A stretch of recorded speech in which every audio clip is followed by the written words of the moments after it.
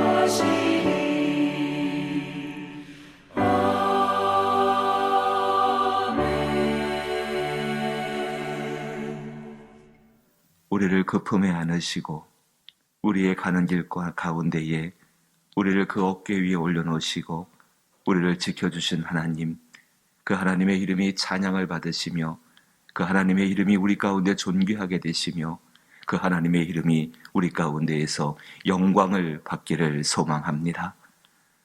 눈을 뜨고 첫 시간을 주 앞에 드리며 이 시간 가운데에 하나님 말씀을 기억합니다.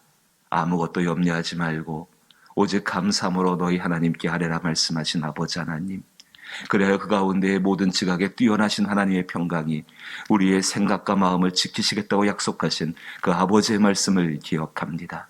하나님, 오늘 하루 살아갈 때에 오직 이 말씀을 기억하며 기도하는 삶이 되게 하여 주옵소서. 염려하지 않고 간구하는 삶이 되게 하여 주옵소서. 그래야 그 가운데 뛰어나신 하나님의 지각이 우리의 모든 생각과 마음과 그리고 우리의 삶을 인도하시는 것들을 경험할 수 있는 한날이 되게 하여 주시옵소서. 주의 은혜 가운데 간구합니다. 코로나19의 모든 상황들이 점점 더 힘들어지고 어려워지고 그로 인해서 우리의 경제적인 것들과 실제로 살아가던 모든 삶의 현실 가운데에 무척 어렵고 괴로운 것들이 우리 가운데 주어지고 있습니다. 능력의 하나님, 권능의 하나님, 자비를 베푸시는 아버지, 이 모든 일 가운데에 하나님의 일하심을 발견하게 하여 주옵시고 그 가운데 선하신 주의 뜻을 이루시오 말미암아 이 코로나의 상황들이 이제 종결되어지고 주 앞에 우리의 일상을 회복하는 것들을 복되게 이루어갈 수 있는 귀한 것을 허락하여 주옵소서. 아버지의 역사로 말미암아 믿으며 간구합니다. 주가 이루시는 그날까지 오직 주의 품 안에서 평안하게 하여 주옵소서. 예수님 이름으로 기도하옵나이다. 아멘. 오늘 함께 대하실 말씀은 다니엘 말씀입니다. 구약성경 1240면, 구약성경 1240면 다니엘 4장 28절부터 34절 말씀까지입니다. 구약성경 1240면 다니엘 4장 28절로부터 34절 말씀입니다.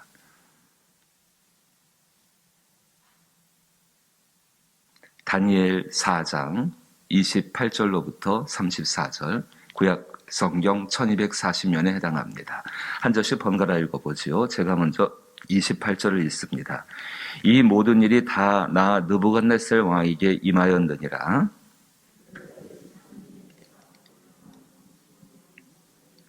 나 왕이 말하여 이르되 이 큰 바벨론은 내가 능력과 권세로 건설하여 나의 도성으로 삼고 이것으로 내 위엄의 영광을 나타낸 것이 아니냐 하였더니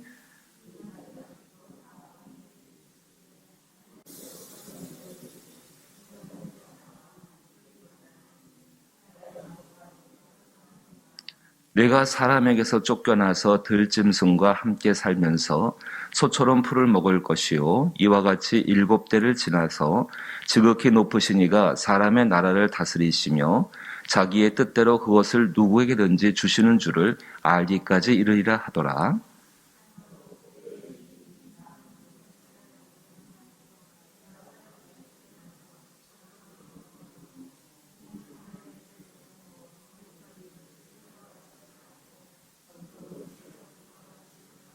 같이 읽죠.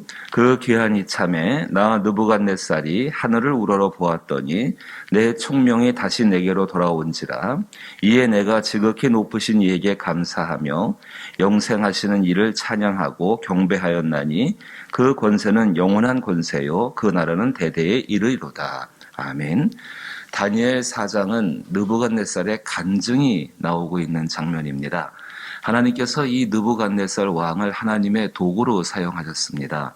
하나님께서 이 도구로 사용하신 이유는 우상의 극심한 그 죄악을 짓고 있는 예루살렘, 그 유다 백성들, 그리고 북이스라엘, 그 주변의 사마리아 사람들, 그리고 더 나아가서는 애국과 온 땅 가운데 우상 가운데에 하나님이 얼마나 참신인지를 보여주기 위해서 도구로 사용하였습니다.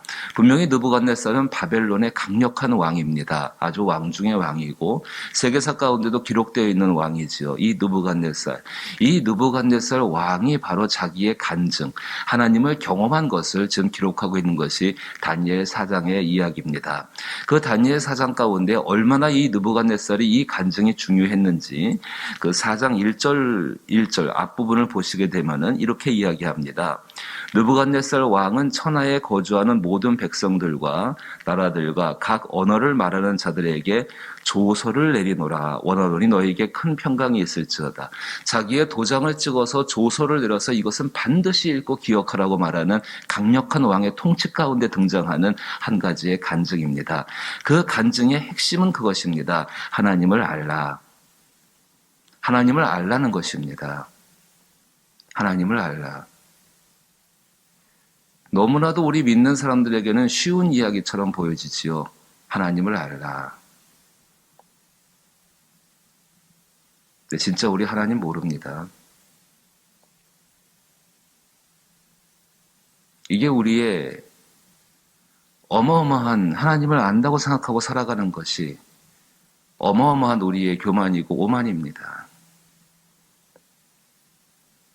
느부갓네살 왕, 당시 바벨론, 정말 그 나라 가운데 최고의 군주, 그 군주가 하나님을 경험합니다. 이 본문 가운데 우리에게 주신 메시지 한 가지는 하나님 안에 있는 사람들은 실패하지 않는다는 것입니다. 실패하지 않는다는 것이 무엇일까요? 일생을 살아가면서 한 번도 넘어지지 않는 것을 의미하지 않습니다. 한 번도 다치지 않고, 한 번도 상처 입지 않고, 한 번도 이렇게 괴로운 일 겪지 않는 것. 그건 사실은 죽은 자와 똑같죠. 그것이 아니라 실패했을 때 재기하여 성공할 수 있고, 넘어졌을 때 다시 일어날 수 있고, 사망과 죄와 어마어마한 고통 가운데에서 그 하나님을 알므로 말미암아 다시 일어날 수 있고. 우리가 왜 교만하냐고요? 우리의 삶 가운데 넘어짐과 실패는 얼마든지 있을 수 있는데 그 가운데 하나님을 알아가려고 하지 않는다는 것입니다.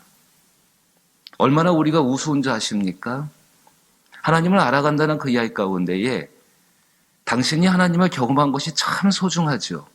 일생 가운데 그 하나님의 은혜, 그 은혜조차 정말 경험한다는 것 너무너무 귀한 일입니다. 근데 문제는 그것이 전부인 줄 알고 살아간다는 것입니다. 느부갓네살도 똑같았습니다. 분명히 자기에게 하나님의 영이 임했다. 하나님의 능력이 임했다. 옛날에는 신탁이라는 것이 있었습니다. 이 고대 사회 가운데에는. 정말로 신탁을 통해서 신이 그렇게 나에게 말하시는구나. 그 신탁을 따라 살아가는 것이 분명히 느부갓네살 왕에는 그 바벨론에 있는 수많은 그 신들보다도 신이라 여겨지는 것보다도 훨씬 더 강력하신 하나님 여호와라는 신의 신탁을 받은 사람이 느부갓네살입니다. 그 느부갓네살이 모든 것이 다 정복됐습니다. 주변에 있는 소아시아 지역, 그리고 정말로 그 페르시아 지역, 그리고 팔레스타인 지역, 그리고 애국까지 모든 것을 다 통일했습니다. 그리고 28절 보니까는 이렇게 임합니다. 이 모든 일이 다 나 느부갓네살에게 임하였느니라. 12달이 지난 후에 내가 바벨론 왕궁 지붕에서 거닐세 나 왕이 말하 이르되 들어보십시오.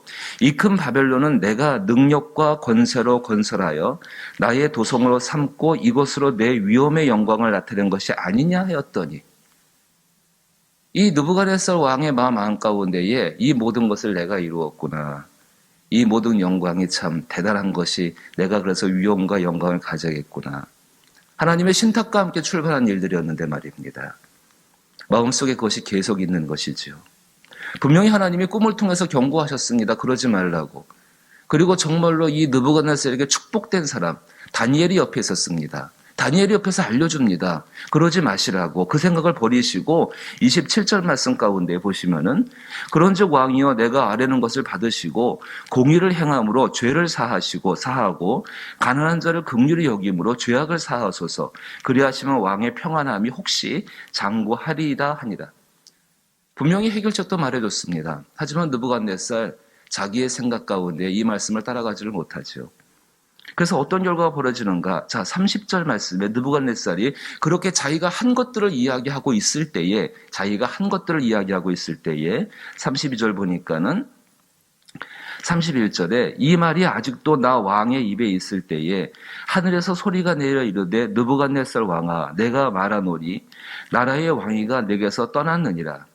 내가 사람에게서 쫓겨나서 들짐승과 함께 살면서 소처럼 풀을 먹을 것이요 이와 같이 7대를 지내서 지극히 높으신 이가 사람의 나라를 다스리시며 자기의 뜻대로 그것을 누구에게든지 주시는 줄을 알기까지 이르리라.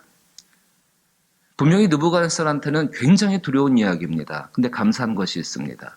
하나님께서 느부갓네살을 버리지 않으셨다는 것입니다. 느부갓네살을 당신의 품 안에 안으시고 느부갓네살의 생각과 그 마음의 깊은 것까지도 인도하고 계시다는 것입니다. 우리 하나님 그런 하나님 아니십니까? 정말로 하나님 붙잡으신 것, 하나님이 선택하신 것, 당신의 사랑 가운데 먼저 이끄신 것 결코 버리지 아니하시는 분이십니다. 느부갓네살 분명히 그 다음에 오는 것들 33절에 참 비참해집니다. 실패의 모습입니다. 바로 그때에 이 일이 나 느부갓네살에게 임함으로 내가 사람에게서 쫓겨나서 소처럼 풀을 먹으며 몸이 하늘 이슬처럼 젖고 머리털이 독수리 털같이 자랐고 손톱은 새 발톱같이 되었더라. 참 비참하고 참 말로 할 수 없는 그런 것이죠. 인간의 수평적인 관점에서 본다면 이 사람은 완전히 실패한 사람이고 재기 불가한 사람이 분명히 해당할 것입니다. 세상이 또한 그렇게 만들지 않습니까? 세상 가운데 한번 넘어진 사람들, 실패한 사람들, 정말 일어나기가 어려운 것이 현 시대의 모습이고 이런 시대의 모습은 과거에도 있었고 현재도 있고 미래도 있는 동일한 세상 가운데 있는 일들입니다. 느부갓네살이 왜 하나님 앞에 큰 은혜를 입은 사람인가? 이 사람이 계속 이렇게 새처럼 소처럼 풀을 먹고 독수리 털같이 되어지고 손톱이 새발톱같이 되어져서 궁에서 쫓겨나서 그렇게 살고 있다면은 정말 불행한 사람이지요. 근데 34절 말씀 보십시오. 그 기한이 참에 나 느부갓네살이 하늘을 우러러 보았더니 느부갓네살처럼 이렇게 깊은 실패, 절망의 모습들, 현실과 상황의 모습들은 다 다를 수 있겠지만은 우리 마음속에 내가 새처럼 되어지고 독수리 발톱처럼 되어지고 털이 그렇게 되어지고 그 흉한 모습과 그 비참한 마음들은 우리 가운데 얼마든지 있을 수 있습니다. 그런데 놀라운 것은 하늘을 우러러 보았더니 하나님의 성령이 임하시게 되으시고 하나님의 사랑하는 사람들에게 하나님께서 정말로 그 마음 가운데에 하늘을 우러러 하나님을 바라볼 수 있는 생각들과 마음들을 주신다는 것입니다. 그리고 이제 하나님의 일들, 실패 가운데에서 어떻게 하나님이 그 사람을 일으켜 세우셔서 느부갓네살 왕을 다시 왕위에 올리시고 다시 왕의 존경을 얻게 하시는지를 또한 그 이하에서 말씀하십니다. 가장 핵심적인 일 첫걸음은 그 기한이 참에 나 느부갓네살이 하늘을 우러 보았더니 내 총명이 다시 내게로 돌아온지라. 여러분 꼭 기억하십시오. 하나님께서 우리의 인생을 붙드시고 사랑하시고 지켜주십니다. 그 가운데 실패한 것들을 만날 수 있습니다. 그것은 그리스도인들과 그리스도인의 가정과 그리스도인들의 교회와 그리고 이 나라 하나님의 나라까지도 그리할 수 있습니다. 근데 그 가운데 그 회복의 첫걸음이 어디 있는가? 하늘을 우러러보며 그 하나님께서 총명을 다시금 회복시켜 주시는 것, 총명을 다시금 회복시켜 준 것. 여기서 착각하지 마십시오. 총명이라는 것이 사리를 잘 분별하고 옳고 그름을 판단하는 것, 그거 아닙니다. 그 현실의 삶 가운데 하나님이 어떻게 역사하시는지, 내게 주어진 그 현실 가운데에서 하나님이 어떤 일을 하시는지를 아는 것이 바로 그리스도인에게 주어진 성령의 기름 부음 가운데 주어지는 총명함입니다. 우리는 그것을 구해야 합니다. 그것이 그리스도인들이 세상 속에서 똑같은 실패 가운데에서 사람의 힘을 의지하고 또 넘어지는 그런 것들이 아니라 그 똑같은 실패 가운데에서 예수 그리스도가 보내신 성령과 함께 다시금 일어나는 오직 유일한 하나님이 허락하시는 길입니다. 우리의 교회 가운데에 그리스도인의 삶 가운데에 이 총명함이 다시금 회복될 수 있기를 주의 이름으로 축복합니다. 모든 삶의 현실 가운데에서 하나님이 어떻게 일하시는가, 무엇을 행하실지를 아는 것이 아니라 그 가운데 일하시는 하나님의 일하심을 발견할 수 있는 그 놀라운 총명함들. 내일로 또 보겠지만은요, 그 총명함으로 말미암아 느부갓네살의 모든 것은 회복되어지고 그의 입에는 자기가 한 것을 자랑하는 그 말에서 하나님이 하신 것을 인정하고 하나님의 주권을 드러내게 되어집니다. 인생을 한번 뒤돌아보십시오. 그 뒤돌아보게 되면 모든 과정 가운데에 좋았던 것, 나빴던 것이 많이 있습니다. 그 좋았던 것, 나빴던 것 가운데서 과연 그 일을 행하신 분이 누구신가? 과연 그 일을 행하신 분이 누구신가? 또 지금 내 현실 가운데에도 내가 정말 좋고 기쁜 것이 있기도 하고 그렇지 못한 것이 있을 수도 있습니다. 내 총명이 있다면은 그 일을 행하신 것이 누구인가를 다시 한번 생각해 보십시오. 그리고 우리의 삶이 그 하나님의 영원한 주권 가운데 붙잡혀 있음을 믿으며 감사하십시오. 그리고 오늘의 삶 가운데 인정해야 합니다. 이 코로나19의 상황, 분명히 하나님의 주권 가운데 이루어진 일이 되게 된 것입니다. 그리고 이 하나님의 주권이 우리 가운데 있기 때문에 이 모든 과정을 통해서 하나님은 합력하여서 선을 이루실 것입니다. 우리는 그 넓은 것을 다 이해하지 못합니다. 그러나 하나님께서는 우리 가운데 총명함을 허락하여 주시어서 그 가운데 오늘 우리가 세상을 이길 수 있는 하나님의 행하시는 것을 알게 하시고 그것을 믿으며 그것을 소망하며 오늘을 이기게 하실 줄로 믿는 것입니다. 따라서 우리의 삶 가운데에 하나님의 총명을 우리에게 허락하여 주옵소서. 진실로 하늘을 우러러 바라보며 그 총명의 은혜를 구하오니 우리 가운데 채워 주옵소서. 기도하고 소망하는 우리가 될 수 있기를 주의 이름으로 축복합니다. 주기도문으로 예배 마칩니다. 하늘에 계신 우리 아버지여, 이름이 거룩히 여김을 받으시오며 나라의 임하옵시며 뜻이 하늘에서 이룬 것 같이 땅에서도 이루어지이다. 오늘날 우리에게 일용할 양식을 주옵시고 우리가 우리에게 죄 지은 자를 사하여 준 것 같이 우리 죄를 사하여 주옵시고 우리를 시험에 들게 하지 마옵시고 다만 악에서 구하옵소서. 대개 나라와 권세와 영광이 아버지께 영원히 있사옵나이다. 아멘. 성령의 기름 부으심을 구하십시다. 그의 기름 부으심은 이 우리의 현실 가운데에 하나님이 무슨 일을 하시는지를 알게 하는 총명을 허락하실 줄로 믿는 것입니다. 정말로 하나님, 당신의 일을 알기를 원합니다. 위하여서 기도하게 되기를 바라옵고 총명을 허락하여 주옵소서.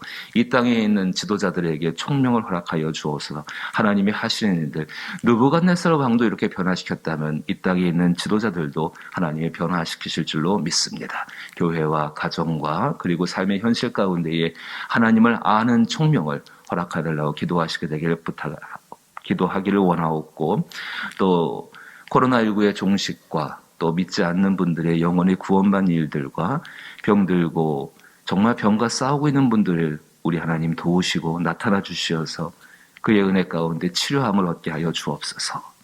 기도할 수 있기를 원하옵고 여러 선교지들을 기억하며 또 기도하기를 원합니다. 함께 기도하십시다.